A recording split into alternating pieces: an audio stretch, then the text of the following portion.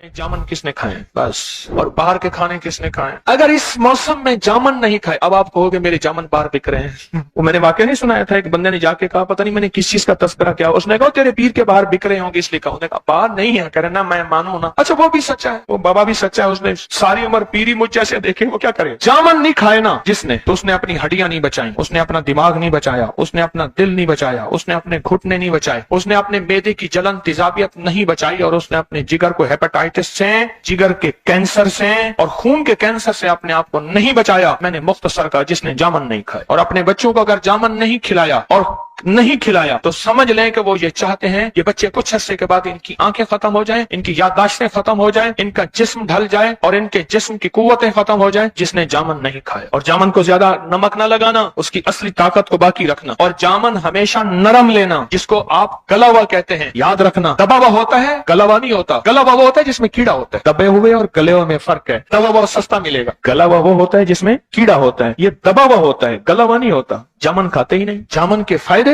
जामुन के कमालात, जामुन की तासीर, तो जामुन खाया करें। सेहत इसलिए खाया करें, सेहतमंद रहेंगे। और सस्ते खाएं, सेहतमंद रहेंगे। और क्यों सेहतमंद रहेंगे? इस सेहत से मखलूक की खिदमत करेंगे, खालिक की इबादत। इस सेहत से क्या करेंगे? मखलूक की और खालिक की इबादत करेंगे। मखलूक मुस्लिम, गैर मुस्लिम, हर मसलक, हर मजहब, हर फिरका, अल्लाह की मखलूक अल्लाह को बड़ी प्यारी है। मखलूक की खिदमत करेंगे और खालिक की इबादत करेंगे, इसलिए हम सेहत हासिल कर रहे हैं। तो जामुन खाया करें, और उस वक्त खाएं जब सस्ता हो जाए, उसका रेट टूट जाए, उस वक्त खाएं।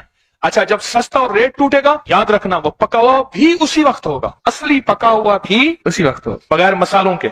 आप सिर्फ सोचते ही मालदार हो जाएंगे, सोचते ही खुशहाल हो जाएंगे। इस दुआ के मफहूम और इस दुआ की तह तक जब पहुंचेंगे ना, मैं सफा मरवा कर रहा था, हज था, मेरा पहला हज था, 2-3 हज किए मैंने। मैं सफा मरवा कर रहा था तो एक दुर्वेश मेरे साथ थे। मैंने उनसे पूछा, एक मुकद्दस अमल है, हालात एहराम में है, हज में है, औलाद के लिए क्या किया जाए? तो मुझसे कहने लगे, जितनी कोशिश उससे 100 गुना दुआ। बहुत ज्यादा कोशिश की जाए, उनके अखलाक, उनके मिजाज, उनके दिन रात पे नजर रखी जाए कि उससे 100 गुना दुआ की जाए। और उससे 100 गुना दुआ क्या अल्लाह, बस मैंने अपनी मेहनत कर दी, मैं भी मखलूक, मेरी तरफ देख रहे हैं नहीं देख रहे, बारिश हो रही है, ख्याल करना, नूर की रहमत की बरकत की, कहीं बर्तन अगर उल्टा हुआ तो बारिश का खतरा नहीं जाएगा। या अल्लाह मैं भी मखलूक, मेरी औलाद भी मखलूक, पे उसमें मेहनत की, वो भी मखलूक, तो खालिक है, तू चाहेगा तो इनके अखलाक, इनका रिस्क, इनकी इज्जत, इनकी तवंगरी, इनके लिए बरकत और रहमत के फैसले हों। जितनी मेहनत करें उससे कितने गुना? 100 गुना दुआ करें, 100 गुना दुआ करें। जितनी मेहनत करें उससे 100 गुना दुआ करें।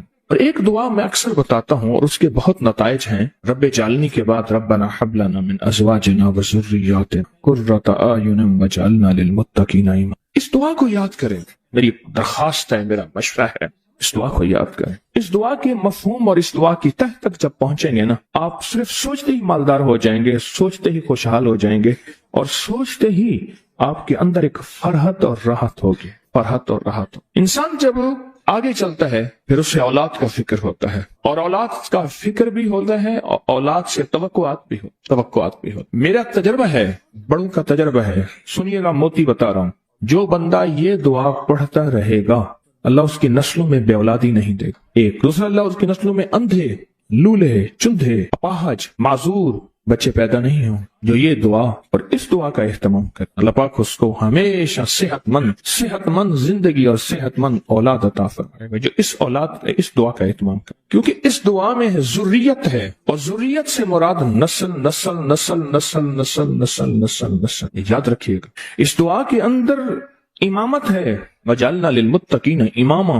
और इमाम कहते हैं बॉस को, चीफ को, बड़े को, हेड को, पूरे मुल्क के बड़े को, पूरे कबीले के बड़े को, सरदार को, आला से आला ओहदेदार को, आला से आला साहिब मकाम को। आप इस दुआ की सिर्फ तह तक पहुंचेंगे, इसको पढ़ के इसके मफहूम पे देखेंगे ना, आपका दिल वहीं खुश हो जाएगा और दिल के अंदर एक इत्मीनान होगा। फिर नमाज वाहिद चीज है जिसके अंदर पढ़ी जाने वाली दुआएं कबूल हैं। नमाज के बाद दुआ कबूल होती है, तो नमाज के अंदर जो पढ़ी जाएगी उसकी क्या ताकत होगी, उसकी क्या कुव्वत होगी। जो नमाज के अंदर पढ़ी जा रही है उसका मकाम क्या होगा, जो नमाज के अंदर पढ़ी जा रही है, नमाज के अंदर पढ़ी जा रही है। फिर इस दुआ के अंदर बेऔलादी का इलाज है। जिनकी औलाद नहीं है, अगर वो मुस्तकिल पढ़ते रहें तो औलाद देगा तो अल्लाह फिर उन्हें इमाम बनाएगा, औलाद देगा तो आंखों की ठंडक बनेगी।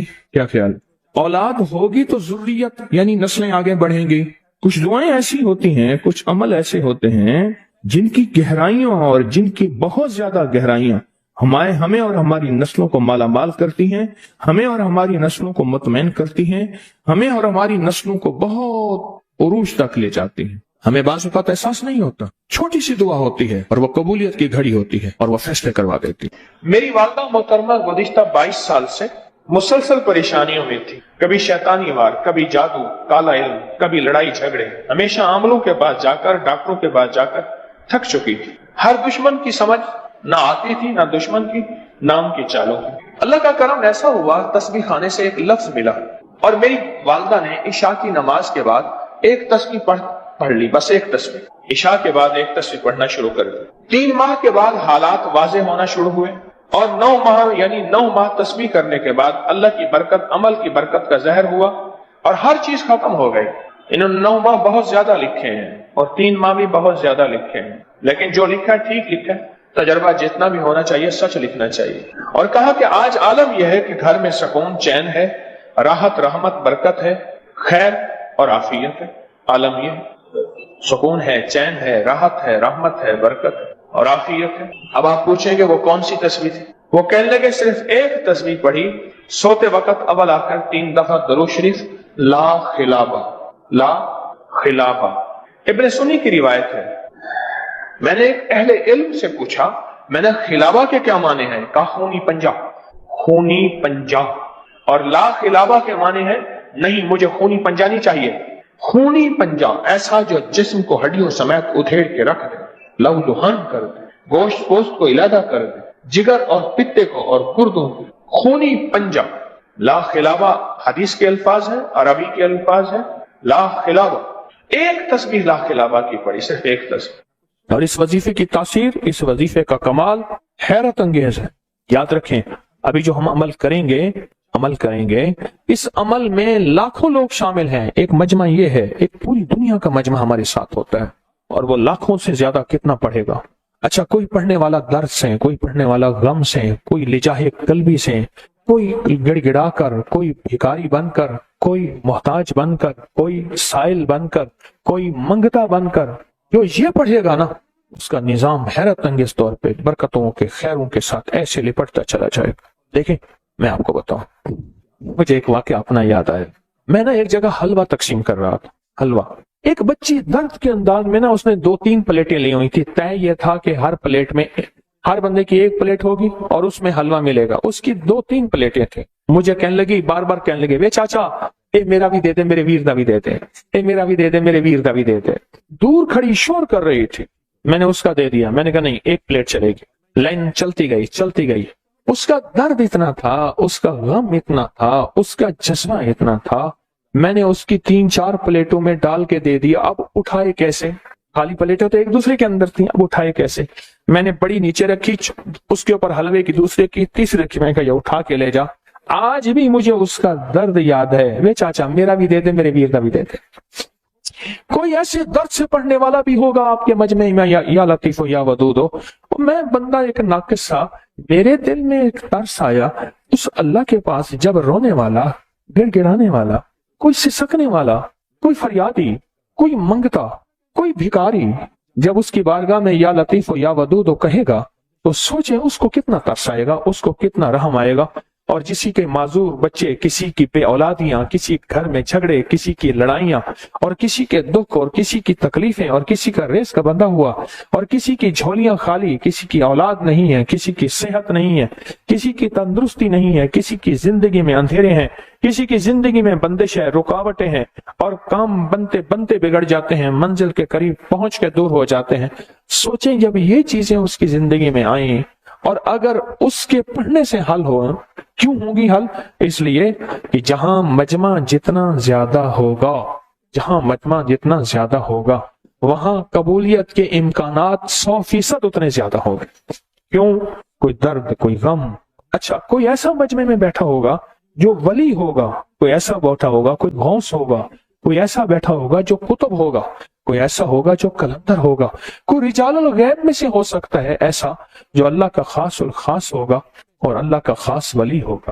جیسے میں نے واقعہ سنایا کہ اس نے رجال الغیب کی دعا پڑھی تو اس نے کہا فلاں جگہ آ جایا کر، پر راز کا راز رکھنا، خیال کرنا، راز کو نہ افشا نہ کرنا۔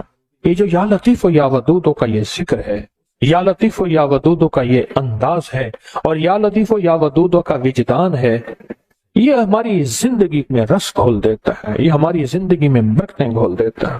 مل کے پڑھنا، جذبے سے پڑھنا۔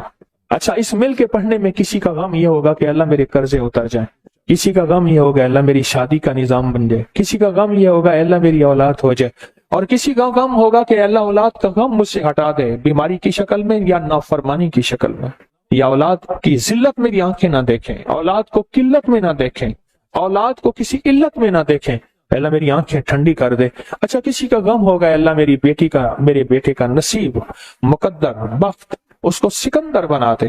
یہ چیزیں کسی کا غم کیا، کسی کا غم کیا، جب یہ غم سارے کے سارے جمع ہوں گے تو اسے کہتے ہیں ہجوم افکار، ہجوم غموں، غموں کا ہجوم ہو جائے گا، ایک غموں کا ہجوم، ایک مجمع کا ہجوم۔